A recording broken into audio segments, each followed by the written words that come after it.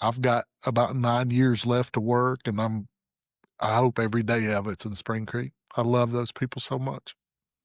Spring Creek is such a special place. The people are so wonderful. The relationships have such a dynamic to them. I'm hoping this book explains that to folks. You can live this life in upstate New York, or you could live this same life in South Georgia, but it's not going to be Spring Creek.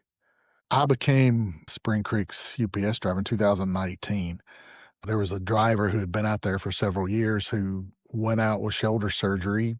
Um, and when he came back, he just said, I've got enough years, I'm going to retire. So when they put the run up for bid, um, I'd been working at UPS for 16, 17 years and had never bid on my own route. I just was a cover driver and would cover different people's routes. So I never had that time in the community um, to kind of get to know people and get to know the area, get to know, you know, the people, that kind of stuff. But so I bid on it, and it's all based on seniority at UPS, and I won the bid and kind of eased into it in 2019, my first Christmas. And it's been wonderful.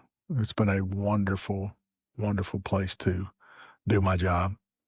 I was a little nervous when I first started, just because it's such a it's weird because thinking as a package car driver, number one, what are the road names?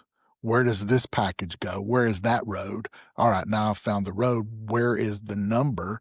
And you bank on people putting numbers on mailboxes or houses or something. That's not always the case. Um, and then you want to make sure you get it delivered. Do they take stuff at the front door, at the side door? You know, do you put it in a shed? Do you put it open up? I open up people's truck doors and put it in trucks because I've learned that's what they prefer. Um, once you learn all that stuff, you start to learn people. So if I see them at the store, um, I can say, "Hey, I've got a package for you." I'll stop and drop it off. Or if I see somebody's car and don't see them and their car's unlocked, I'll just throw it in their car. So, and that sense of I guess home is a good way to put it. Being home, being around people that you care about, people that care about you, people that know you, people that you know, um, kind of affords me to be able to do that. Just to, hey, I can't get to your house because it's snowing. I'm going to leave it down here with this guy. And that's not what we normally do as UPS drivers. But because I'm in a place that I consider like home, um, I'm able to make those decisions for my customers. And so far, so good. It's worked out. What surprised me about Spring Creek, um, I guess, was how quickly they took me in. Um, I've delivered in Weaverville, delivered in Asheville, delivered in even Marshall, um, but I never felt that I was part of it. Um, and I didn't feel that way initially here. I was just trying to learn, um, trying to figure out, the different nuances of the job and roads and where to turn around and all this stuff. And then it quickly became, "Hey, Billy," people started learning my name, and then people started, handed me a muffin or a glass of water, and it quickly, very quickly became, um, just like I belonged. So it doesn't surprise me now knowing Spring Creek and how they are and how welcoming they are and loving they are.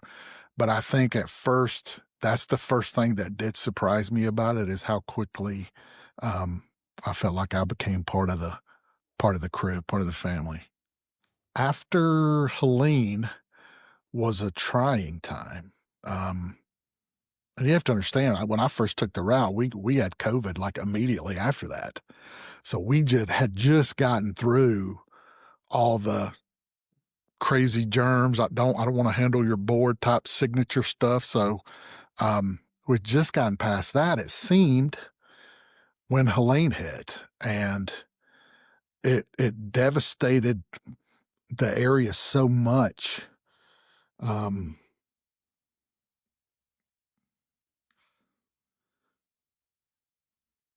it hurt me because I seen people that I cared about, people that I loved hurting. Um, so when I would pull up in the yard, I was really, really conscious of um, just doing my job first and foremost. Um, being being a shoulder someone could lean on, being an ear someone could talk to, um, and that was honestly, I think it's been the most important time of my career at UPS. Um, because I'm not naive enough to think that someone can't do my job. I mean, you could hire a monkey to do what I do, deliver packages. I mean, they're making robots do it and drones. But I think um, my biggest asset as far as my job is um, I'm able to be with the people that I deliver to, not only physically but mentally and spiritually or whatever you want to call it. Um, that I can relate to them because they're. I mean, it just be like it'd be happening to my dad or my sister or something. I mean, that's how I felt. Um, and I felt so bad because I would see people hurting and you knew they were. That time really taught me a lot about how family picks each other up. Um, I'll never forget pulling up and seeing a mob type gathering outside of Sarah Joe's store in Hot Springs, and she's motioning, "Hey, people going to do this. People are going here. We got these people going here." People bringing up, handing food to strangers, to people walking, to me. I had a customer stop in the middle of the road. And I was like, what's he doing? Do I go around? He gets out and brings me a big carton of barbecue. Um, I'm sorry.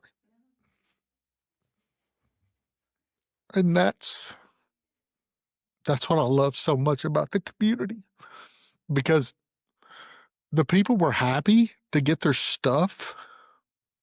Um, obviously, I mean, there wasn't a lot. The post office was devastated. The post office wasn't running. FedEx wasn't running. Amazon certainly doesn't come to Hot Springs. So I was it. I was it for several weeks.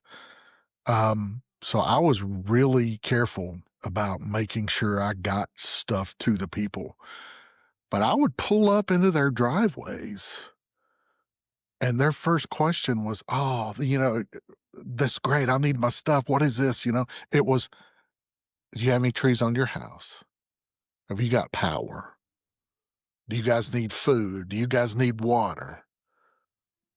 People are suffering devastation, probably the likes we'll never see again, hopefully.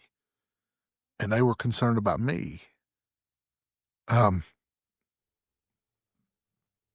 and, and it's really, I thought I loved them before that, you know? So I told somebody the other day, they called, they're like, you're out hurt right now. Are you coming back? I said, y'all couldn't get rid of me if you tried. Um, I've got about 9 years left to work and I hope every day of it's in Spring Creek. I love those people so much. When I was asked to write the foreword to this book, um,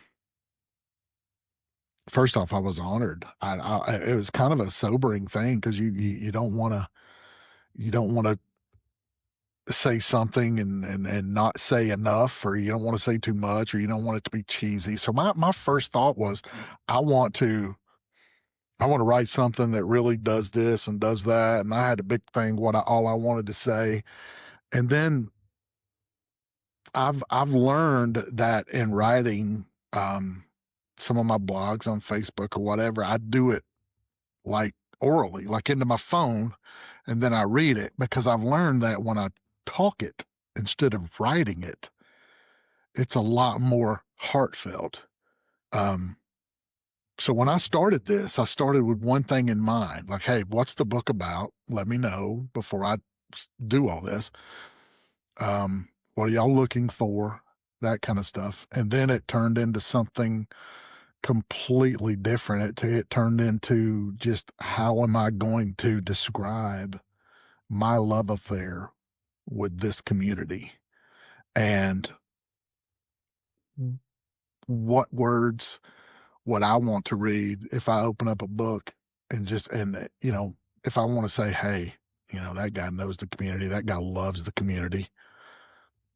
This is something I want to read. And you know, I'm not James Joyce or anybody like that or Hemingway, but I've found that when you when you just say stuff from your heart and you tell the truth about things, that it resonates with people, especially in the Spring Creek community.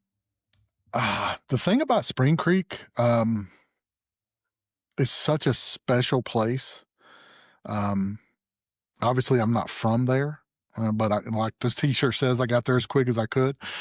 Um, the people are so wonderful. The relationships have such a dynamic to them that I'm hoping this book explains that to folks. The stories I've read are wonderful so far. Um, that people who are from there and who've raised their kids there are explaining some of the old traditions and some of the things that truly make this such a dynamic place. Um, I'm hoping that people will, from the get go, from the forward that some outsider UPS guy wrote, they will get that. Hey, this community means a lot to a lot of folks. Um, and that's why I'm was so honored to be a part of it. I think it's important that all these stories be preserved. I think it's a great idea to get it on paper um, because we've got so many things, my grandmother's recipes and stuff like that, or how she did things. Some of that stuff you could video it and then do it yourself, and it's not going to be the same. So that's the dynamic of this community. You can record this. You can live this life in upstate New York, or you could live this same life in South Georgia, but it's not going to be Spring Creek. Um, I feel so fortunate to be a part of this, and I hope I'm not saying that too much, but this place is just a wonderful, wonderful place. So I think anything that the elders, so to speak, could pass down um, is not only interesting but necessary.